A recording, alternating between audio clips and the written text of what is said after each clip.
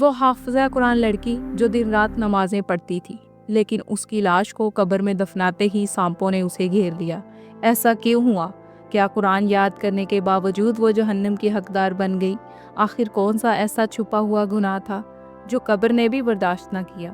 یہ واقعہ آپ کو جھنجھوڑ کر رکھ دے گا، کیونکہ بظاہر نظر آنے والی نیک لڑکی در حقیقت کیا کر رہی تھی؟ وہ جو روزہ رکھتی، پردہ کرتی، قرآن کی حافظہ تھی، مگر اس کی قبر میں اندھیرا، زہر اور عذاب کیوں اترا؟ اگر آپ کو لگتا ہے کہ صرف قرآن حفظ کر لینا ہی کافی ہے، تو یہ ویڈیو آپ کی سوچ کو بدل کر رکھ دے گی۔ پیارے ناظرین، آج ہم آپ کو ایک ایسا واقعہ سنانے جا رہے ہیں جسے سن کر آپ حیران بھی رہ جائیں گے۔ یہ واقعہ ایک نیک حافظ قرآن لڑکی کے بارے میں ہے۔ آخر ایسا کیا ہوا کہ اس لڑکی کو قبر میں سانپوں کے ساتھ دفن کر دیا گیا؟ اس نے ایسا کون سا گناہ کیا تھا جس کی وجہ سے اس پر اتنا دردناک عذاب نازل ہوا؟ آئیے جانتے ہیں اس کہانی میں۔ تیز بارش ہو رہی تھی، بی بی رقیہ کے ہاتھ پاؤں پھول رہے تھے، وہ روتی ہوئی پورے محلے کو سر پر اٹھا چکی تھی۔ کہاں گئی میری نازو؟ ہر طرف اندھیرا چھا گیا تھا، پتہ نہیں میری بچی کہاں ہوگی، کیا کر رہی ہوگی۔ بی بی رقیہ ہمارے گھر میں بیٹھی دعائیں کر رہی تھی۔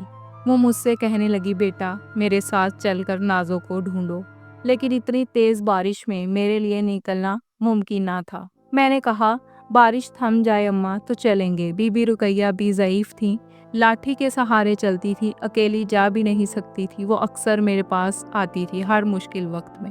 شام کے 6:30 بج چکے تھے، بارش تھم چکی تھی۔ میں نے بڑی ٹارچ لی اور بی بی رقیہ کو ساتھ لے کر نکل پڑے۔ اتنے میں دروازہ کھلا اور محلے کے منظور چچا جو مسجد جا رہے تھے ہمیں اندھیرے میں نکلتا دیکھ کر پریشان ہو گئے۔ تم لوگ اس وقت کہاں جا رہے ہو؟ منظور چچا نے پوچھا۔ بی بی رقیہ روتے ہوئے بولی، میری بیٹی نازو آج مدرسے سے واپس نہیں آئی، میں اس کے لیے سخت پریشان ہوں۔ منظور چچا نے جب سارا ماجرا سنا تو وہ بھی ساتھ چلنے کو تیار ہو گئے۔ تھوڑی ہی دیر میں مین روڈ پر آ چکے تھے ہم۔ راستے کے کنارے لمبی گھاس اگی ہوئی تھی، موسم بہت خوشگوار تھا، لیکن ہم پر اس موسم کا کوئی اثر نہ تھا، کیونکہ ہمارے دلوں میں صرف نازو کی فکر تھی۔ تبھی ایک ہلکی چیخ سنائی دی، لگ رہا تھا کوئی آہستہ آہستہ رو رہا ہو۔ بی بی رقیہ کی نظر تو کمزور تھی، لیکن اس کے کان تیز تھے۔ وہ کہنے لگی، مجھے اپنی بیٹی کی آواز آ رہی ہے، وہ یہیں کہیں رو رہی ہے۔ ہم رک گئے، میں نے ٹارچ گھاس پر ڈالی، میرا دل دہل گیا۔ وہاں نازو پڑی ہوئی تھی، چہرے پر خون تھا اور حالت نہایت ناگفتہ تھی۔ بی بی رقیہ نے چیخنا شروع کر دیا، کس نے میری بچی کا یہ حال کیا ہے؟ کس سے فریاد کروں؟ انہوں نے نازو کو گود میں لیا۔ میں اور منظور چچا فوراً چارپائی لے آئے اور نازو کو گھر لے گئے۔ راستے میں ہی اس کا دم نکل گیا۔ گھر پہنچ کر جب ہم نے اس کی لاش کو ہاتھ لگایا تو وہ بالکل ٹھنڈی ہو چکی تھی۔ بی بی رقیہ دیوانہ وار رونے لگی۔ میری بیٹی حافظ قرآن تھی، نماز کی پابند تھی، پھر اس کے ساتھ ایسا کیوں ہوا؟ محلے کے لوگ عجیب عجیب باتیں کرنے لگے۔ کوئی کہتا اس نے خود کچھ کیا ہوگا، کوئی کہتا حافظہ ہو کر اگر ایسا ہوا ہے تو ضرور کوئی بڑا گناہ کیا ہوگا۔ بی بی رقیہ نے کہا، میری بیٹی کی آخری خواہش تھی کہ اسے کفن میں نہیں بلکہ وہی کرتا پہنا کر دفنایا جائے جس میں وہ نماز پڑھتی تھی۔ جب ہم نے نازو کو غسل دینے کی تیاری کی تو ہمیں ایسے رازوں کا علم ہوا جنہوں نے ہمیں ہلا کر رکھ دیا۔ میں خاموش رہی، کیونکہ بی بی رقیہ کا دل توڑنا نہیں چاہتی تھی، لیکن دفنانے کے وقت قبر سے عجیب منظر دیکھنے کو ملا۔ جو بھی قبر کھودتا اس میں سے کالا سانپ نکلتا۔ آخر کار نازو کو اسی قبر میں دفن کر دیا گیا جس میں سانپ پہلے سے موجود تھے۔ رات کو بی بی رقیہ قبر پر جانا چاہتی تھی، ہم دونوں نکلے۔ قبر پر پہنچے تو قبر پر کالا پن چھایا ہوا تھا۔ میری نظر نیچے گئی تو ایک کالا سانپ میرے پاؤں کے نیچے سے نکلا، میں تو کانپ گئی۔ پھر جب ہم نے ٹارچ کی روشنی سے دیکھا تو قبر کے ارد گرد کئی کالے لمبے سانپ موجود تھے۔ بی بی رقیہ کو کچھ نظر نہیں آ رہا تھا۔ میں نے انہیں زبردستی واپس جانے کا کہا، لیکن اگلے دن وہ پھر قبر پر پہنچ گئی۔ اب قبر پر اور زیادہ سانپ موجود تھے۔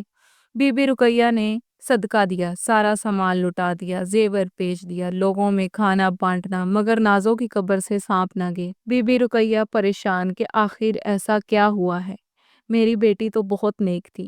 آخر ایک دن ایک لڑکی بی بی رقیہ کے پاس آئی اور کہا، مجھے نازو کے کمرے میں لے چلو۔ جب وہ کمرے میں گئی تو اس نے ہر چیز الٹ پلٹ کر دی۔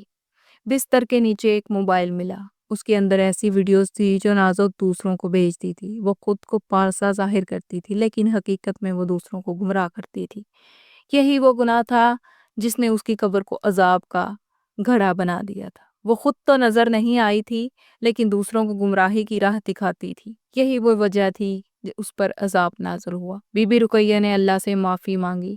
لڑکی کے موبائل کی گواہی کے بعد جب سب کچھ واضح ہوا تو رفتہ رفتہ قبر سے سانپ بھی غائب ہو گئے۔ پیارے ناظرین، حافظ قرآن ہونا یا عالم دین ہونا کافی نہیں جب تک ہم اپنے اعمال کو اللہ اور رسول کے احکام کے مطابق نہ ڈھال لیں۔ یہ واقعہ ہمیں سبق دیتا ہے کہ نیکی کا لبادہ اوڑھنے سے نہیں بلکہ دل کی سچائی اور اعمال کی پاکیزگی سے نجات ملتی ہے۔ اور آج کل کے اس سوشل میڈیا اور موبائل کے دور میں کوئی بھی بچہ اس فحاشی سے دور نہیں رہ سکتا اور یہ فحاشی انسان کو تباہ کر دیتی ہے۔ اگر یہ واقعہ آپ کو سبق آموز لگا ہو تو اسے دوسروں تک ضرور شیئر کریں تاکہ وہ بھی عبرت حاصل کریں۔ کیا آپ سمجھتے ہیں کہ آج کل ہم ظاہری نیکی پر زیادہ یقین رکھتے ہیں اور اندرونی گناہوں کو نظر انداز کر دیتے ہیں؟ خصوصاً آج کے سوشل میڈیا کے دور میں چھوٹی چھوٹی چیزوں کو نظر انداز کر دیتے ہیں۔